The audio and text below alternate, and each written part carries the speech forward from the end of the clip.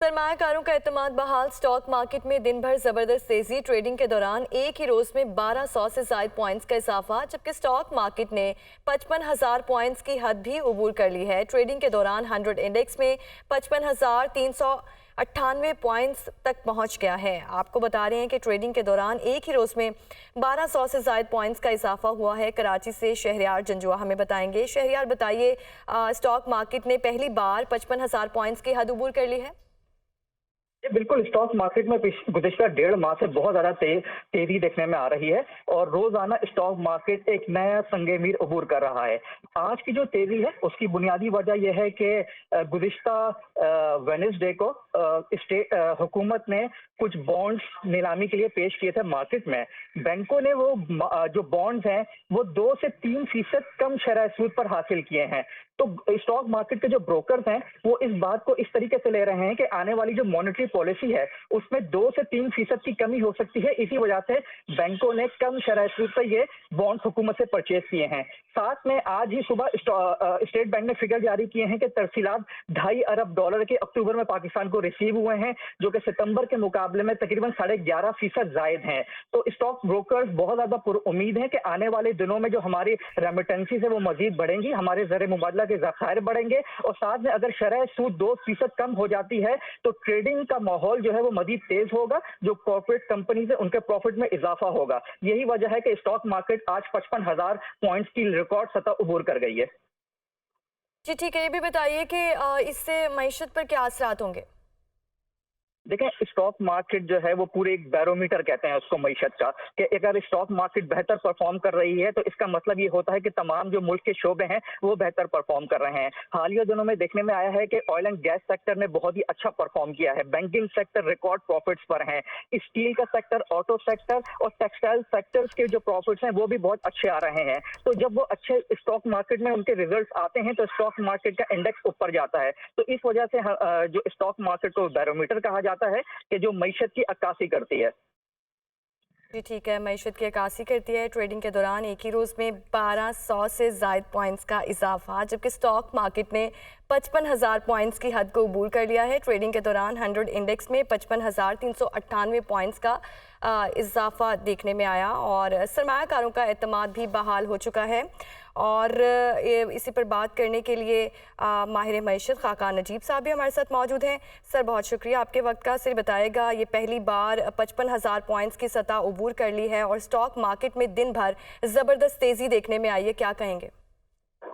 देखिए, पाकिस्तान के short term में जो आज की तेजी है वो तो इमीडिएटली जो पीआईबी की यील्ड्स कम हुई हैं और पिछले 3 माह में 3 से 4% ये यील्ड्स कम हुई हैं, तो एक्सपेक्टेशन ये है कि जो पॉलिसी रेट है वो आने वाले माह में कम हो जाएगा। इन्फ्लेशन भी थोड़ी सी कम हुई है।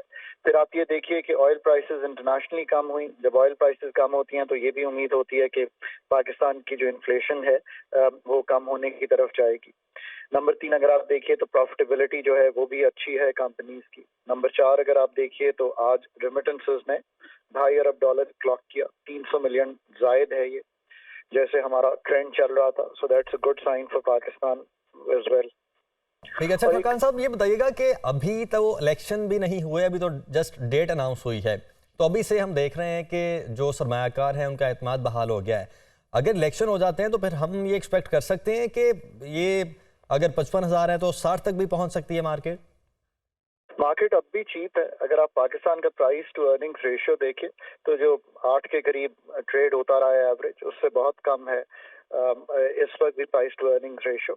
दूसरा ये देखिए कि कॉशियस कंफर्ट, एक तो इलेक्शन की सर्टेनिटी आपने सही कहा, दूसरी जो एक कॉशियस कंफर्ट है इस वक्त मार्केट में वो ये है कि IMF के साथ मुज़ाकरात जो हैं वो इस तरह बढ़ रहे हैं कि हम कोई ना कोई नतीजा which is favourable in terms of the $710 million की किस्त है वहां पे पहुंच सकेंगे। वहां पर पहुंच सकते हैं। बहुत शुक्रिया। माहिर मईशत खाकान नजीब साहब हमारे साथ मौजूद थे, हमारे रिपोर्टर भी हमारे साथ मौजूद थे, आपका भी बहुत शुक्रिया।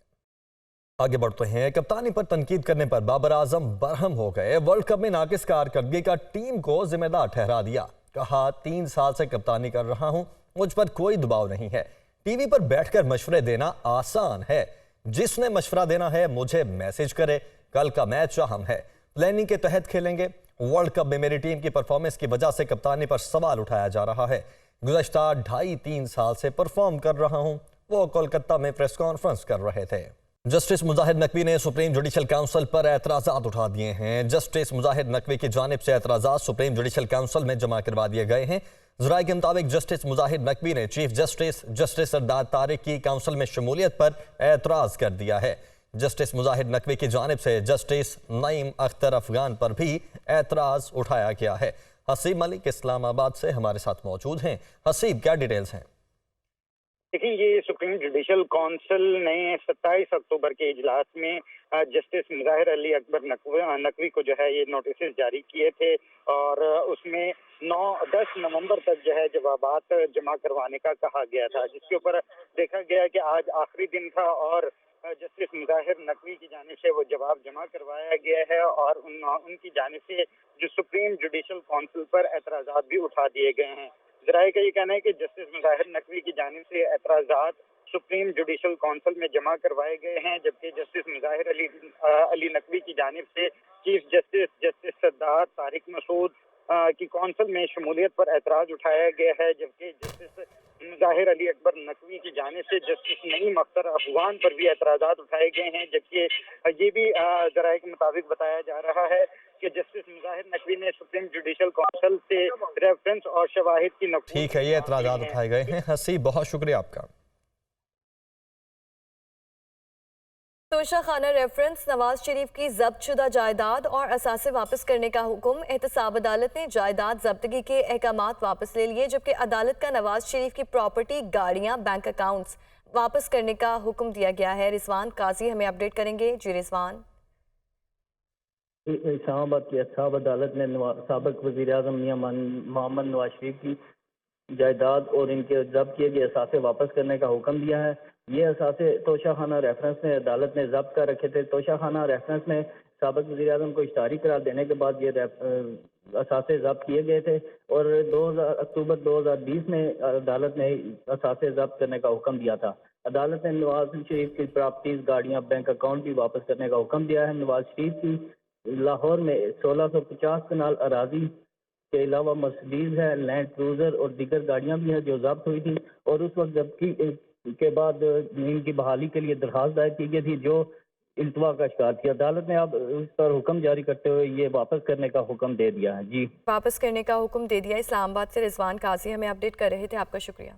IMF ने मनी लॉन्ड्रिंग की रोकथाम के लिए FBR और स्टेट बैंक के इकदाम नाकाफी करार दे दिए हैं। जायजा मिशन ने दरामदात यार्ड में मनी लॉन्ड्रिंग और मशकूक ट्रांजैक्शंस की रोकथाम के लिए मजीद सख्त पॉलिसी बनाने का मुतालबा कर दिया है। स्टेट बैंक और FBR हुकाम के IMF जायजा मिशन से मुज़ाकरात। IMF का मनी लॉन्ड्रिंग और मशकूक ट्रांजैक्शंस की रोकथाम के लिए सख्त पॉलिसी का मुतालबा। ज़राए के मुताबिक FBR ने जायजा मिशन को ब्रीफिंग के अलावा टैक्स क्राइम पर सितंबर तक की रिपोर्ट पेश की। IMF ने FBR और स्टेट बैंक को टैक्स क्राइम और मशकूक ट्रांजैक्शंस के लिए दिसंबर तक वाज़ेह पॉलिसी बनाने की हिदायत की, जबकि आइंदा फाइनेंस बिल में मशकूक ट्रांजैक्शंस पर मजीद सख्त सजाएं तजवीज़ करने का मुतालबा भी किया। FBR हुकाम ने ब्रीफिंग में बताया कि मनी लॉन्ड्रिंग में मुलव्विस अनासर के अकाउंट्स ब्लॉक करने के अलावा सख्त सजाएं और कड़ी निगरानी भी की जाती है। ज़राए के मुताबिक IMF मिशन ने मनी लॉन्ड्रिंग में मुलव्विस अनासर की मुकम्मल चैन तोड़ने, टैक्स क्राइम रोकने के अलावा मनी लॉन्ड्रिंग के खात्मे के लिए FBR की इस्तेदाद बढ़ाने और इन्फोर्समेंट निज़ाम सख्त करने का मुतालबा भी किया है। निगरान वज़ीर आला पंजाब का मार्केट्स और दुकानें जबरदस्ती बंद कराने का नोटिस। पंजाब हुकूमत ने आज मार्केट्स और दुकानें बंद कराने का कोई हुक्मनामा जारी नहीं किया। स्मोक के बाद सिर्फ कल मार्केट्स और दुकानें बंद रखने का फैसला किया गया है। मोहसिन नकवी की जानिब से मजीद कहा गया कि बारिश और हुकूमती इक़दाम के बायस स्मोक में नुमाया कमी आई है। स्मोक से निमटना एक कौमी जिम्मेदारी है। इस ज़मन में हुकूमती इक़दाम का साथ पूरे मुआशरे को देना होगा, तभी हम इस आफत से नबरद आजमा हो सकेंगे। आपको बता रहे हैं कि पंजाब हुकूमत ने आज मार्केट्स और दुकानें बंद कराने का कोई हुक्मनामा जारी नहीं किया। स्मोक के बायस सिर्फ कल मार्केट्स और दुकानें बंद रखने का फैसला किया गया है। निगरान वज़ीर आला सिंध मकबूल बाकिर का वज़ीर आज़म अनवारुल हक काकड़ के नाम खत। वज़ीर आला ने FBR की तरफ से workers welfare and workers party fund की गैर कानूनी वसूली का मामला उठाया। 18वीं तरमीम के बाद workers welfare and workers party fund सूबाई मामला है। वज़ीर आला की जानिब से यह खत लिखा गया। मोहम्मद अरशद कराची से हमारे साथ मौजूद हैं। अरशद, क्या डिटेल्स हैं? जी बिल्कुल, देखिए निगरां वज़ीर आला सिंध जस्टिस रिटायर्ड मकबूल बाकर ने वज़ीर आज़म अनवारुल हक काकड़ को खत लिखा है। खत में वज़ीर आला ने एफबीआर की तरफ से workers welfare and workers party fund की गैर कानूनी वसूली का मामला उठाया। खत के मतन के मुताबिक 18वीं तरमीम के बाद workers welfare and workers party fund सूबाई मामला हो गया है। 18वीं तरमीम के बाद हुकूमत सिंध ही आईनी तौर पर सूबे की सनती इदारों से workers welfare and workers party fund की वसूली जो है वो कर सकती है। इसी तरीके से जो 18वीं तरमीम है उसके बाद एफबीआर मुसलसल workers welfare and workers party fund के सिंध से वसूलियां करती आ रही है। इस वक्त एफबीआर गैर आईनी तौर पर जो है अरबों रुपए की वसूलियां कर चुकी है। वजीर आला सिंध ने वजीर आजम को दरखास्त की है कि वो वफाकी वजारत खजाना को हिदायत दें कि सिंध के 22 अरब रुपए सिंध को वापस किए जाएं। जी ठीक है, बहुत शुक्रिया आपका। साबिक वज़ीर दाखिला शेख रशीद अहमद 9 मई के 13 मुकदमात में मुलजिम नामजद शेख रशीद और राशिद शफीक की मज़ीद 4 मुकदमात में अबूरी जमानतें ज़ाती मचलकों पर मंजूर। इंसदादी दहशतगर्दी रावलपिंडी अदालत ने शेख रशीद और शेख राशिद शफीक की अबूरी जमानत 18 नवंबर तक मंजूर कर ली। शेख साहब, लगता है आपका चिल्ला उल्टा पड़ गया। जज मलिक एजाज आसिफ उनकी जानिब से मजीद कहा गया कि मेरे खिलाफ तमाम मुकदमात चिल्ले के बाद के हैं। शेख रशीद अदालत ने तमाम दरख्वास्तें यकजा कर दी। इसराइल की वहशियाना बमबारी का सिलसिला जारी है। गजा खंडर बन गया। क़यामत खेज मनाजिर सेहूनी फोर्सेस के दिरुल बलाह और जनीन कैंप समेत मुख्तलिफ मकामात पर हमले। ताज़ा हमलों में मजीद 306 फ़लस्तीनी शहीद, ख़वातीन और बच्चे भी शामिल। सेहूनी हमलों में शहीद फ़लस्तीनियों की तादाद 10,900 से बढ़ गई। 32,000 से ज़ायद जख्मी, 15 लाख शहरी बेघर। हमास इसराइल जंगबंदी के लिए अहम पेशरफ्त। अमरीका और इसराइल का शुमाली गजा में रोजाना 4 घंटे जंगबंदी पर इत्तेफाक। अमरीका की गजा में 3 दिन सीज फायर की भी तजवीज़। गजा के लोगों को राहदारियां फराहम की जाएंगी। इसराइल वक्फों के दौरान कोई फौजी कार्रवाई नहीं करेगा। इसराइल से अभी कोई मुआहदा नहीं हुआ। जंगबंदी से मुतल्लिक बातचीत जारी है। गजा में जंगबंदी नहीं बल्कि वक्फा किया गया है। तर्जुमान इसराइली फौज की जानिब से यह कहा गया है।